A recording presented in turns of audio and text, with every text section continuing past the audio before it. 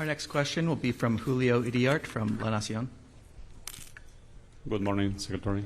Specifically, what role can Argentina play in this agreement on critical minerals? And also I would like to ask if U.S. is in talks with Argentina for send their immigrants deported from third countries. Thank you so much.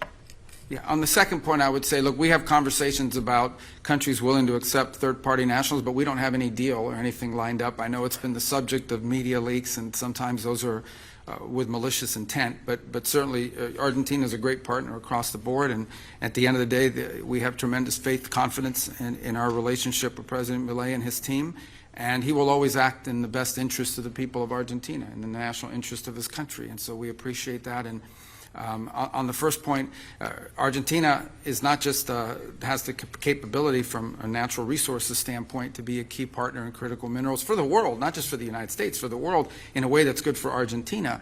It also has expertise in processing, and which I think is also going to be critically important. So both because of geology, meaning their geographic location, and their expertise, they've already taken tremendous steps, and they were one of our featured speakers in session one. And Foreign Minister Quirino was there because of Argentina's one of the global leaders in this regard.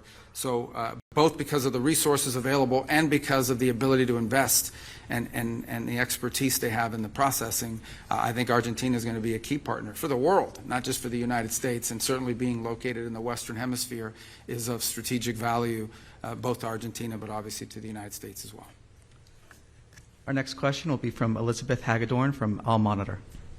Secretary Rubio, can you confirm the format and location of Friday's talks with Iran and clarify, given that Iran refuses to negotiate its missile program and insists on a right to enrich uranium, is the U.S. open to a compromise if that means reaching a deal to avoid military action? And separately, if I may, how exactly do these negotiations advance President Trump's repeated pledges to help the Iranian protesters, many of whom are likely to see these nuclear talks as legitimizing the very government that violently massacred its own people? Well, let me first say, just on the logistics, at the end, let me back up and say from a big picture perspective, I think it's pretty clear right now, President Trump is willing to talk to and meet with and engage with anyone in the world. I mean, that we don't view meetings as a concession. We don't view meetings as even legitimization. It is our willingness to sit and listen and talk to anyone, any adversary, any ally, obviously, but anyone around the world. And so the president's always been open to that. He showed that in the first administration, and he's showing it again now. And so I think if there's an opportunity to engage directly with counterparts in the Iranian regime, the United States would be open to that, and that's what we're open to. We thought we had an established forum that had been agreed to. In Turkey, it was put together by a number of partners who wanted to attend and be a part of it. I saw conflicting reports yesterday from the Iranian side saying that they had not agreed to that. So that's still being worked through. At the end of the day, the United States is prepared to engage and has always been prepared to engage with Iran. As far as the topic of those discussions and what the agenda needs to be, look, I think in order for talks to actually lead to something meaningful, they will have to include certain things. And that includes the range of their ballistic missiles. That includes their sponsorship of terrorist organizations across the region. That includes the nuclear program, and that includes the treatment of their own people. The fundamental problem Iran faces and the regime faces right now is that what people are on the streets complaining about, this regime cannot address. They cannot address it because it's economic. Those problems remain. And one of the reasons why the Iranian regime cannot provide the people of Iran the quality of life that they deserve is because they're spending all their money, they're spending all their resources of what is a rich country sponsoring terrorism, sponsoring all these proxy groups around the world, exporting, as they call it, their revolution. But I remind everybody what I've been saying through my entire career in public service. I said it in my hearing when I was asking for confirmation through the Senate. The Iranian people and the Iranian regime are very unalike.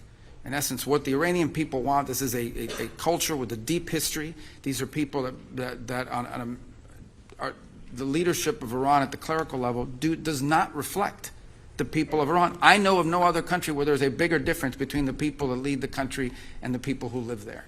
And so our hope resides in that. As far as the president's views on the way protesters were treated, he was very clear about it. And as you saw,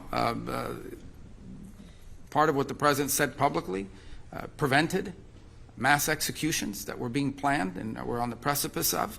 And obviously beyond that, the president retains a number of options to how he responds to that. and future events. But as far as the talks are concerned, I think the Iranians had agreed to a certain format. For whatever reason, it's changed in their system or what have you. We'll see if we can get back to the right place. But the United States is prepared to meet with them. I think it was scheduled for Friday. Steve is ready to go. He'll be prepared for that. If the Iranians want to meet, we're ready. They've expressed an interest in meeting and talking. If they change their mind, we're fine with that too. We prefer to meet and talk. I'm not sure you can reach a deal with these guys, but we're going to try to find out. We don't see there's any harm in trying to figure out there's something that can be done. This is a president that always prefers a peaceful outcome to any conflict or any challenge. We have time for one final question. This one from Nahoufal and Ari from Maghreb Arab Press. Thank you, Mr. Secretary. Nofan Hari, Morocco's news agency. My question is with regard to African countries, including Morocco, who is participating today. How do you envision their role in this ministerial and in the forum going forward? Well, again, it's the same. First of all, this, as I've highlighted before, this is an American initiative to bring people together. We want to serve as the convener, but this is a global challenge. There is not a country in the world that doesn't face this challenge of critical mineral supply chains, just from the perspective of trying to grow economically. Okay, everybody wants to be an AI, everybody a center. Everyone wants to advance industrially and technologically. Everyone wants to be able to defend their national security. All of these things, whether it's a cell phone, a computer, a semiconductor facility, or the weapons that protect your country, all of these things have to be built with components. And these components invariably involve critical minerals that don't just have to be mined, they have to be processed. So every country has that interest, to have a global supply of critical minerals, not just the raw material, but the processed material that is usable for an industrial capacity. And Morocco shares that with everybody. Second is, every country in the world has, even though they call it rare earth and critical, and they're not really that rare, every country has some deposits of critical minerals. They're different ones in different parts of the world. And so I think Morocco, like any country in the world, would want to be able to use those natural resources in an environmentally responsible way to develop its own economy. And not just the mining, but potentially moving to the processing as well. And so what you look at is, if every country in the world has strategic advantages in terms of what it can mine and when it can process, you want to create a network of countries, as many as possible across the world, where we have a reliable supply of critical minerals. This is critical for Morocco, and they can play a very key role because they do have critical mineral supplies that they can be mining, and that creates economic development. But I also think they have a vested interest, like every country I think does, in having a reliable and diverse supply across the world of processed and finished and refined materials that can be used for economic advancement in a cost-effective way. So I think Morocco plays a key role because of the deposits that it has, but also because of its willingness to invest in processing and its cooperation and being willing to be a part of this global initiative, which it will have to be a global initiative. No country in the world has every critical mineral that's valuable, and so it will rely on international cooperation. That right now you have 90-something% of some of these elements controlled by one nation in one place. And that's just not healthy for the global economy, and it's certainly not healthy for security and stability. So Morocco can be a key part of that, and we're very happy they're here today and seated there at the table with us. So, okay. Thank you. This concludes today's press And I availability. apologize. I love doing long press conferences. I do a longer one, but we got to use this for the family photo.